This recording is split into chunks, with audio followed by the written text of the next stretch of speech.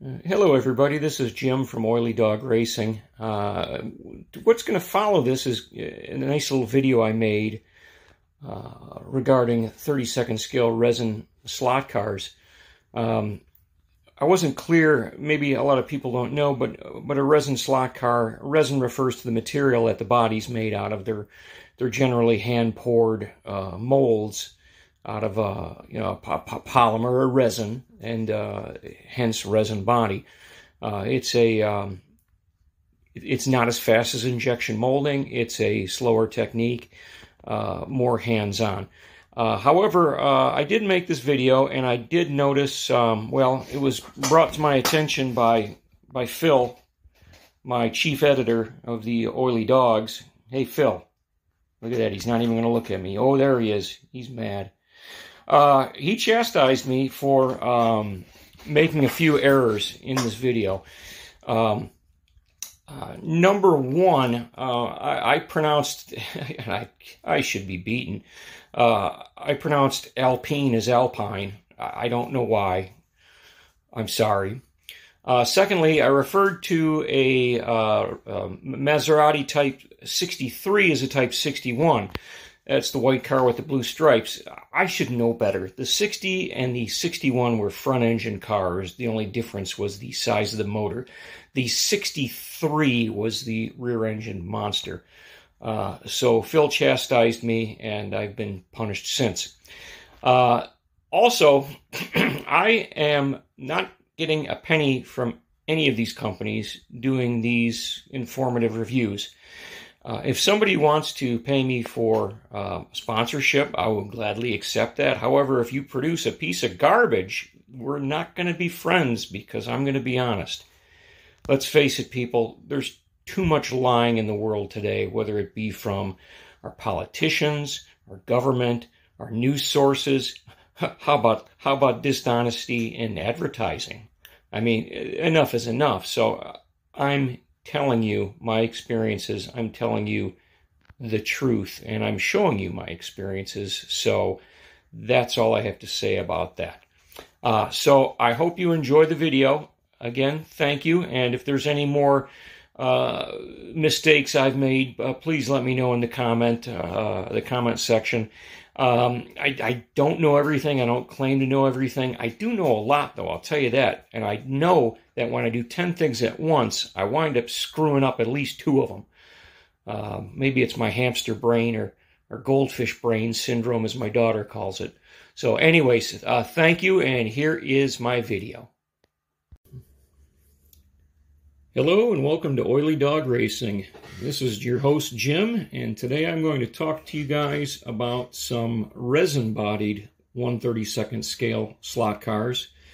Comparison of a few, some quality issues, and what I think, and hopefully after I'm done with this video, you guys might think too on what to buy and maybe what to stay away from. What we have here, first of all, is a Le Mans miniature. These are some beautiful cars. Let me back up just a second. The reason for resin body cars is these are small production runs, and they are cars that you're not going to see every day. They're generally specific to maybe a race, an event that happened with a specific livery, or they're just really oddballs. They're not mass-produced like, a Scalextric or a Carrera or even a Slot It, where they, crank these out and send them to the masses.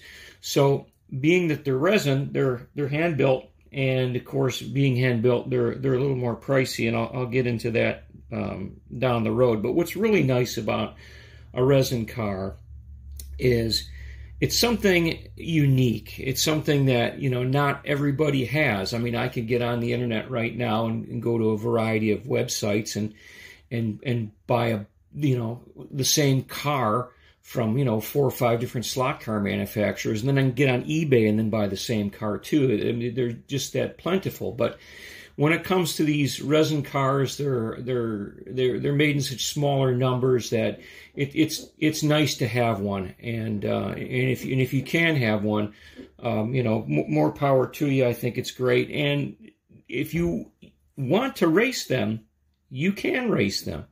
You can do some tune-up on the car. You can just swap out tires and you make adjustments here and there, and you can have a good time with them. So if not, if you want to just keep them on display, some of them are just very, very beautiful, and a lot of people, quite honestly, are too afraid to race these because when you do start coming off the track and crashing, small parts can be broken. I run at 9 volts here on my Suzuka layout, and I don't run magnets. So when we do come off, we're not, you know, we're not flying off at a scale 400 miles an hour and crashing into trees and buildings and just shattering things. So that's again why I enjoy them. But back to this car. This is a Le Mans miniature. This is they make some beautiful cars. This is a this car was driven by a couple of ladies back in what was it, 1976? What do we have here? 1975 Le Mans. Lombardi and Marie-Claude Beaumont. This is an Alpine, Renault Alpine A441. It's got a nice little motor in there. I don't know the RPM on it, but it's very sufficient for what I'm doing. The only thing I've done to some of these cars, unless otherwise noted, I might have painted panel lines in them, and I put some Paul Gauge urethanes on them. But we have, you know, this is a nice chassis. Let me set this down. You know, the front wheels spin nicely. There's, you know, not a lot of play there. The graphics on it are really nice. High level of detail. I mean, look at those rear view mirrors. Again, they're fragile detail parts that are applied by the factory. We swing back around here. We've got a nice finish. We've got a nice fit and finish. We've got nice detail. We've got crisp graphics. We've got a clear coat that is just done very well. So that's one car by, by the way, $130. Well, $129.99 if you want to be exact. $130. Very nice car. Here's another one from Le Mans Miniature. This is a Type 59 Bugatti. Wow. That's all I can say. Hopefully my hands won't be too shaky in order to really show you guys the detail. But let's start at the front. You know, look at the detail. We've got brake drums. We've got control arms. We've got a screen in front of the radiator. A steering linkage, leaf springs. Oh my God. Beautiful exhaust. I've got a cooler there on the side. Look at those spoked wheels. Great driver. Driver's even got a little windscreen in front of him. Beautiful gauge panel. Rear view mirror. You know, more components in the back. Just great detail. Fantastic. $130. Oh, come on now. For this, you got to be kidding me. Yeah, that's it. We got a little, oh, here we go. Switch this over. We got a slimline motor in there. This one raced in Monaco in 1934. We've got what looks to be like slotted crown gear. You know, good bearings on this one also. Independent wheels, which is really nice. A great car. A great car for the price. Let me do another Le Mans miniature just to show you guys that I'm not just, you know, pulling one at random and saying how fabulous this is. What do we have here? This is a Ferrari 250 Testarossa. This took first Le Mans 1960, Jean de Bienne, and Fieri. Look at that. That is a beautiful car. You could see all the carburetors through the clear Lexan or Perspex, pardon me, cover there. We got headlight covers. Great detail. Now I did paint the panel lines on this one, so that's a little bit of detail. But again, here we go. Can we see that interior? Darn it, I just can't seem to focus. We've got a full gauge cluster. We've got leather straps holding the back lid down. You know, again, the exhaust tips are painted black. I did not do that. That came like that. Great spoked wheels. On the back here, we've got front engine. Again, probably a standard motor, but it runs perfectly for what I need it to. We've got another, looks like another slotted crown gear in the back. Nice free spinning wheels. Again, $130. Yeah, all day long. Thank you. And these cars drive very well. Also, you know, that's a good guide flag up front there too. So those are just 3 Le Mans miniature cars. I've got a few more, and if you guys want to see more of these, you know, let me know in the comments, and I'll go through each one individually. And I'm pretty proud of them, and they're some great pieces. Okay, this one is made by Top Slot. I've only got a couple of Top Slot cars. The other one I have is still in the box, so I'm not going to show that one today. But this is a Pegaso Z02 Spider, raced in 1954. We've got a slimline motor in there. This is an MRRC Sebring chassis, which is not a bad chassis. And, you know, for somebody to mass produce, you know, resin cars or even buy kit cars, that's a pretty decent way to go. So they're adjustable, and they've got some good components in it. You know, I can't say anything bad about the MRC chassis. So we've got a very well detailed body. Got a gauge cluster there. We've got tie downs on the hood. We've got some detail on the back, some more leather straps there. Nice little applied emblem in the center. Great detail, gas cap, spoked wheels with knockoffs.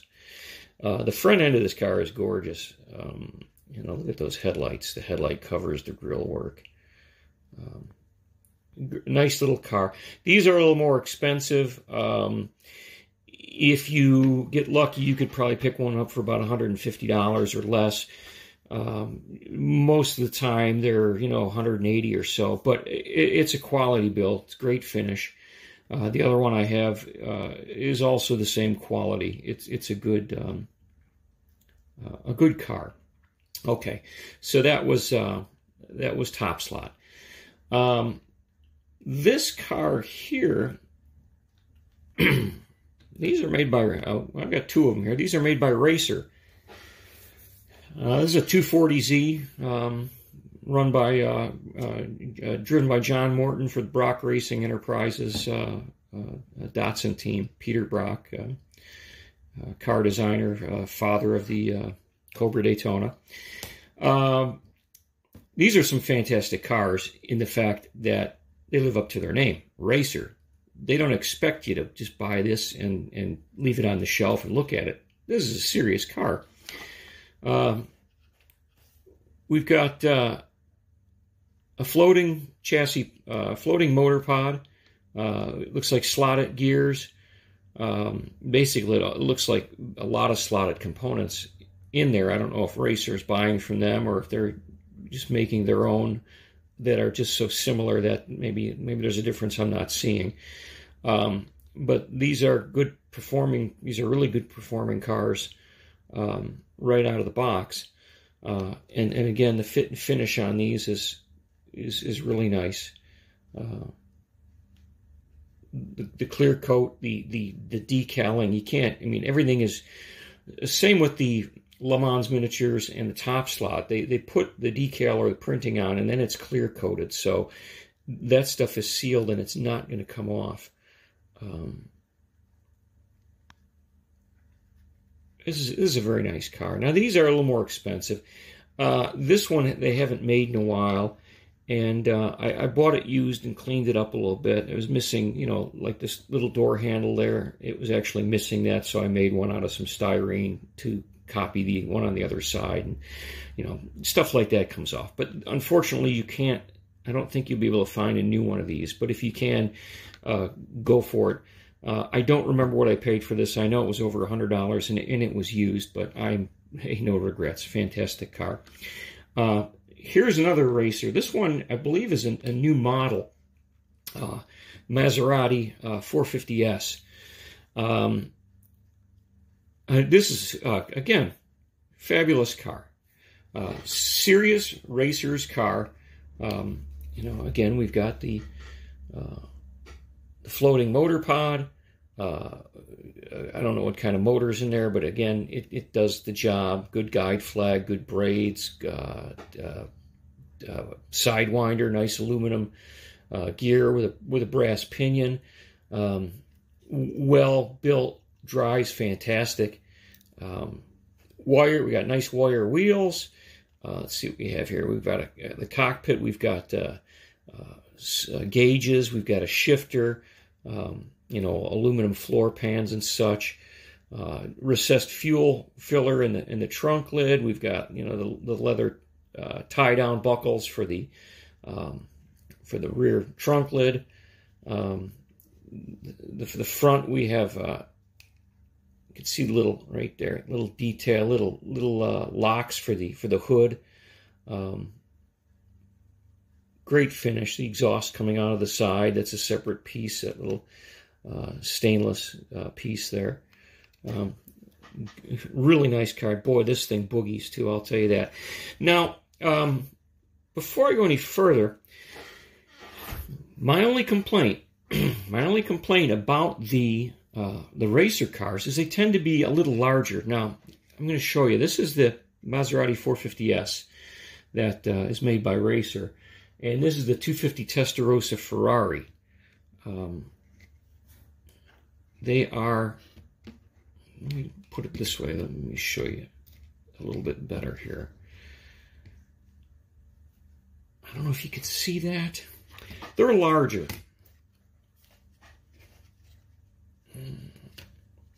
Shoot, I'm sorry, I apologize, guys. I can't really get a good comparison, but they're a larger car. They're not. Now, you know, a true 30-second scale it's debatable. It's roughly 30-second scale because each manufacturer makes things slightly different to fit into their you know, their manufacturing. Maybe this will be an easier way to show you.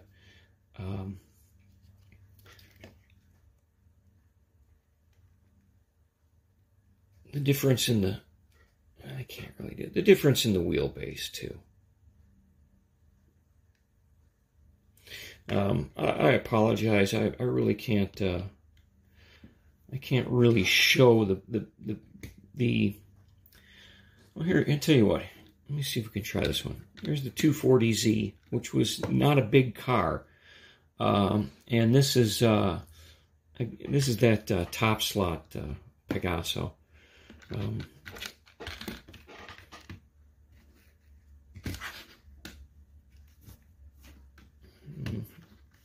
Maybe I'm just whistling Dixie at this point.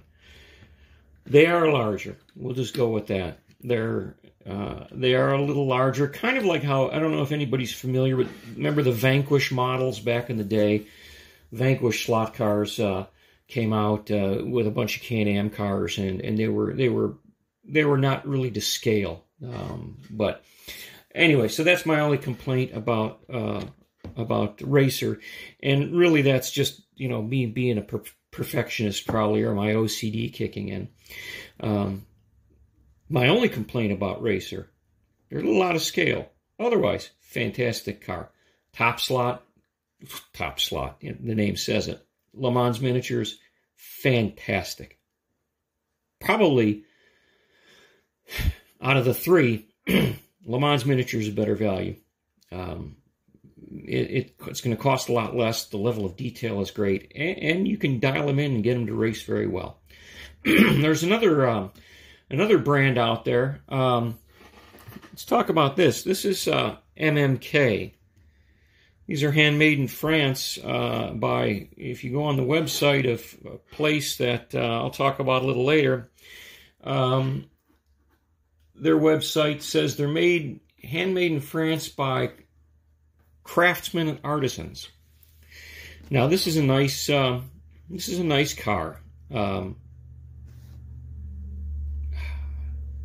I'm lost for words here, but let's start. You get a generic chassis, which is it's okay. You can tune it up. Big brass crown gear. I don't know why they did that. I don't know why that would be cheaper than running a nylon. It just, add an extra weight back there, and it's going to be noisy. They did a beautiful job on the paint on this one, but they painted the body and then put these decals on it. That's not printing; those are decals. And then just said, okay, we're done. That's it. No clear coat. So with handling, those decals will wear, chip, peel, scrape. No protection over them. Great job on the wheels, though. I'll say that. Can you see the gauges on the dash? Can you see any dashboard? All the speedo, the tach, all the whole gauge cluster. You can't see it. Well, that's because it's not there. There's nothing there. It's just a flat, blank piece of plastic, as well as the interior.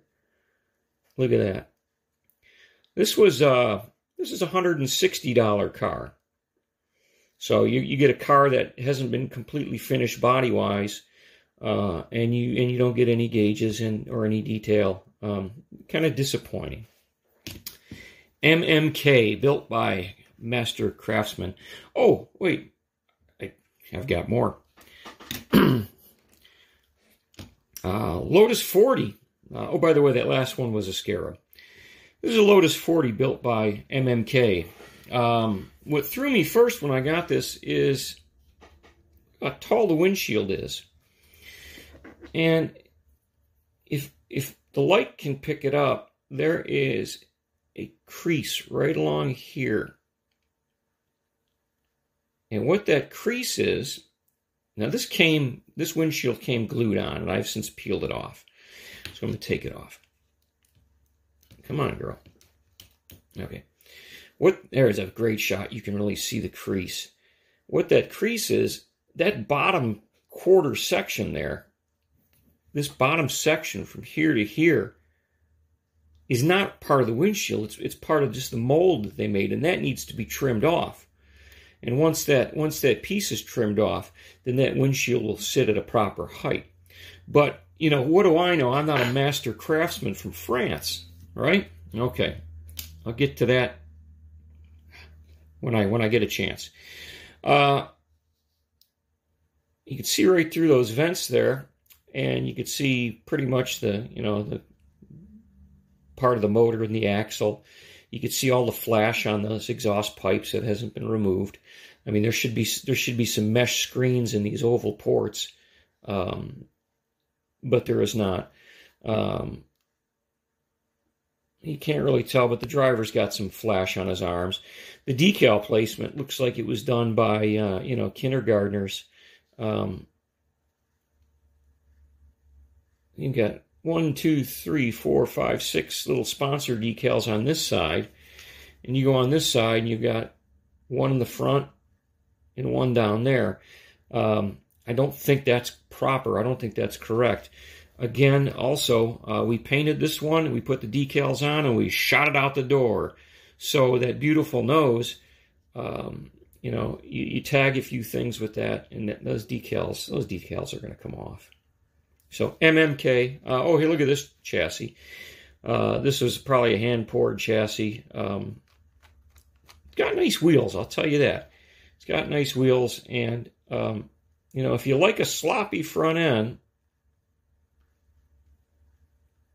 that's the car to buy. Let's see, I don't know, $180 for this piece. Oh, no headlight covers either. You got to make those yourself. That's fine. I've done that, and it takes about an hour to do both of those headlight covers, and it's not fun. MMK. Okay. Okay, now this one here, this is a Bizzarini 5000 GT Isogrufo A3C Bizzarini. This car, you can't tell. This has got that generic kind of chassis. I had to take this chassis off. I had to fill the holes with some plastic stock, and I had to remount the chassis because the chassis was actually cocked in the body. It was cocked pretty bad, not only from front to back, but the front end of this car where it should have sat level on a tech block, it was canted up like this. It was so bad. Master craftsman in France, right? So I did that. I spent several hours getting that corrected. But what I can't correct now, this one has been painted and then they clear coated it. So they clear coated over the decals. Hooray for them! They did the right job on this. But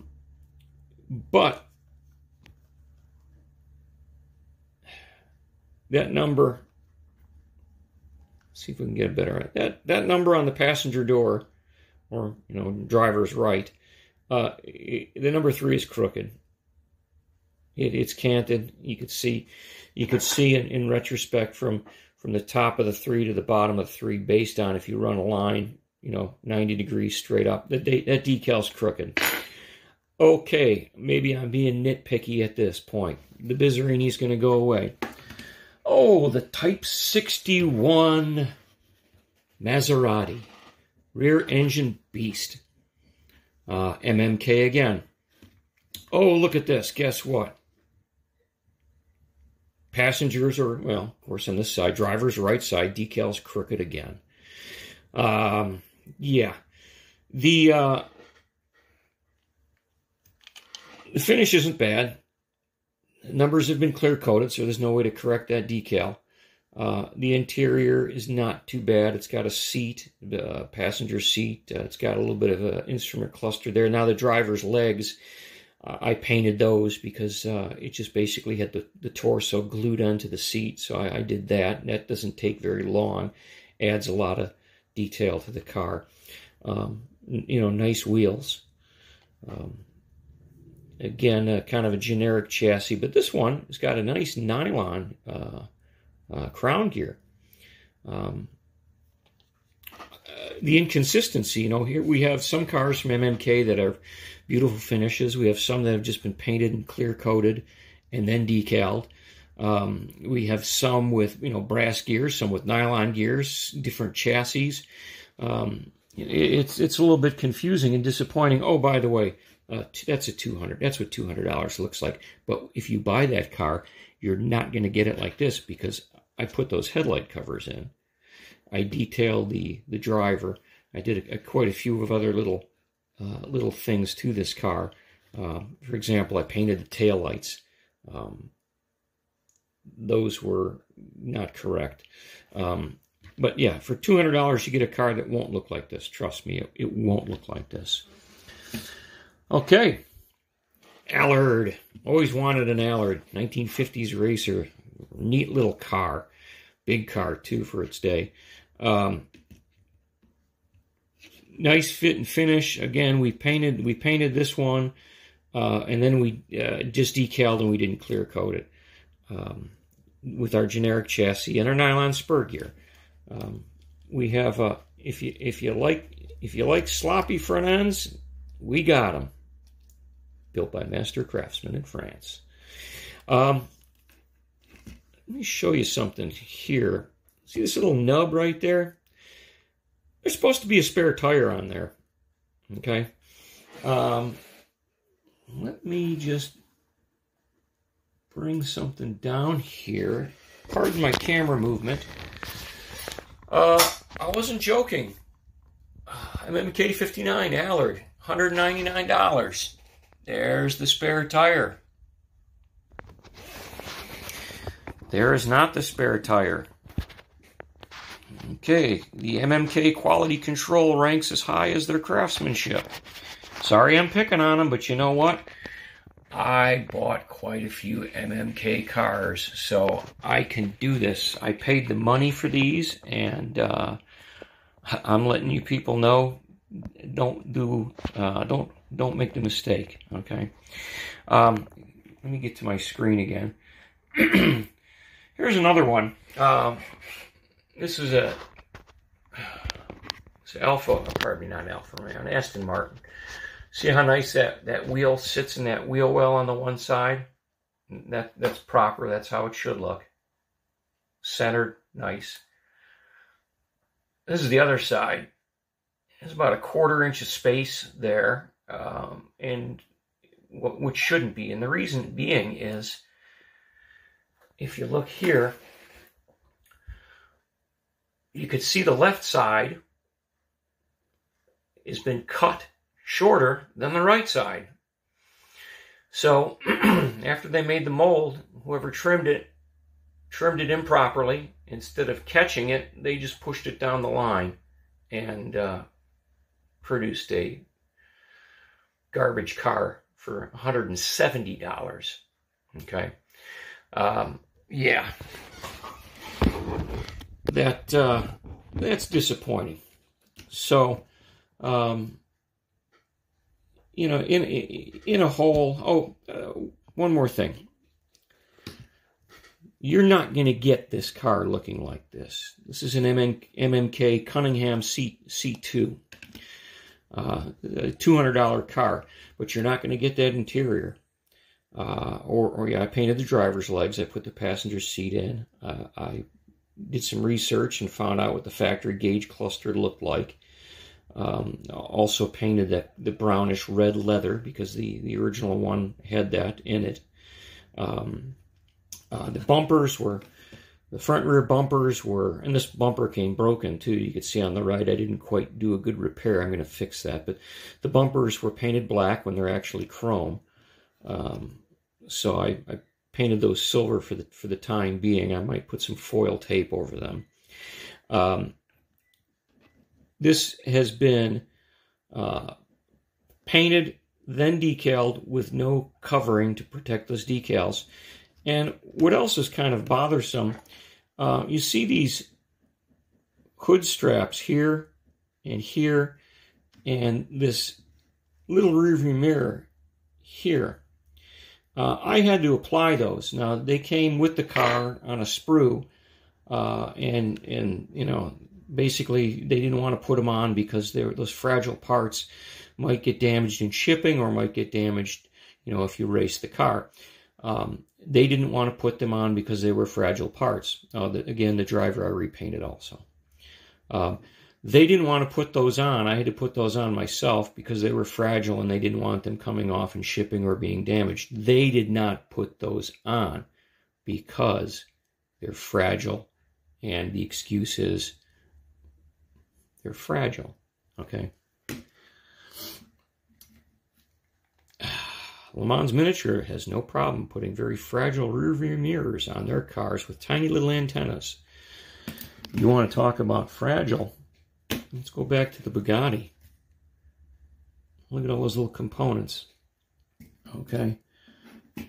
Fragile. Look at the chrome striping on the window frame on the Racer 450 Maserati. You know. Everybody else can put their fragile parts on. A lot of fragile parts there too. There's another company, pardon me, that doesn't exist anymore to my knowledge. They were called Barcelona Universal Models. Pardon me. They made some pretty remedial cars. If you get one of those, you'll have to do a lot of work cleaning them up. Maybe cutting new windscreens, doing some detail. If that's your thing, like it is for me, it's fun and enjoyable, then by all means buy them. There's another company that makes, if you don't want to buy a car that's already made, there's a company called Penelope Pit Lane. There's a place called Resin Slot Racing. They're over in England, and they sell these kits. They're in American dollars, they're about $70 to $80 a kit. You can either buy the body or the complete kit. The kits are fantastic, quality resin, good parts, everything you need, including decals. All you have to do is, mount the chassis, assemble the car, paint it, decal it, clear coat it, race it, and have a good time. So that's another option.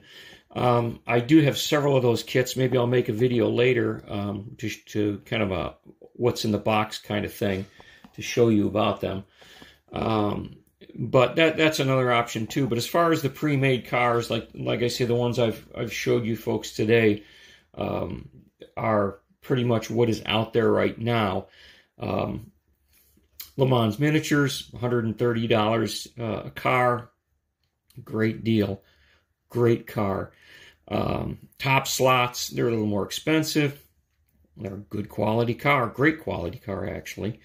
Racer, racer cars, slightly larger than your standard cars made by Scalextrics and so on, but great cars, great detail, great chassis, great parts. Again, great parts with the other two I mentioned.